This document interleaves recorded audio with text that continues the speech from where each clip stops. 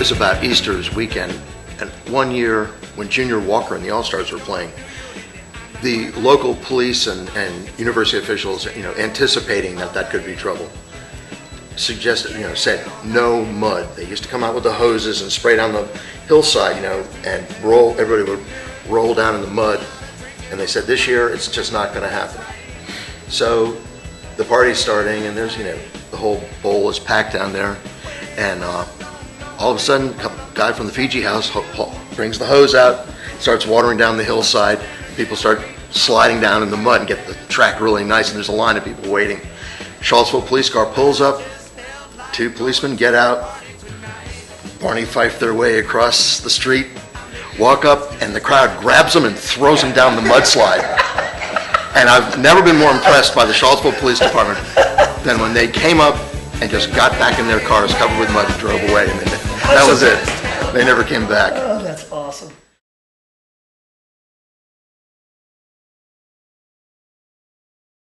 It was very gradual because it was grandfathered in, so you lost a quarter of the people every year, and it really hurt the business in the clubs.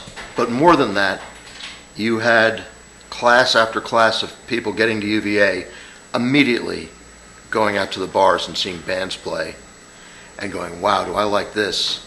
And that went away, and so then someone who's 21 and a college graduate is much less likely to go, "Gosh, I think I'll go to a bar tonight and see a band play," than somebody who's 18.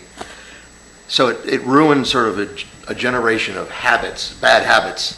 Fraternities are back in action, I think, now, but in a private and quiet way.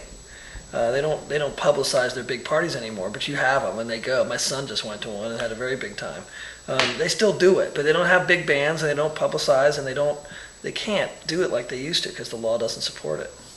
And I think Charlie's right, that the juxtaposition of independence, freedom, and old enoughness is gone. By the time you're old enough to drink, you got a job. In this town, and I think in a lot of towns, small college towns, and I'll go all the way back to 73, there wasn't even a television station in this town. There wasn't even a local television. If you were lucky, you got Richmond. It was like snow. Well, and then there were 2 or 3 movie theaters. So, and there was a place where you could go have a beer and listen to a band. But you didn't have, the choices were so much more limited then that a place like the Mine Shaft became the living room. It's where you met people to make a plan for the night. Because it cost $2 to get in. You could get in and make a plan, and at 11 o'clock you could affect it or stick around if the band was good. But now, there are so many choices. And they cost so much. Or you stay at home and you're entertained by, whatever Bruce Springsteen says, 57 channels and nothing on. I mean, you just watch television. Or you're on the internet watching, something. But that said, I personally think there are more good bands in Charlottesville now than there've ever been before in the past. And I think people do go out. I go out to see bands I've never heard of. But it's hard to get traction, though. You got to. Oh yeah, well, yes and no, because if you get a good video and you put it on YouTube, and then you go downtown and play the next time, and all of a sudden there's 300 people outside waiting to get in because they've seen that video, and you're a Charlottesville. I got to do a video. Me too. Yeah. That's all you got to do. Can't believe it.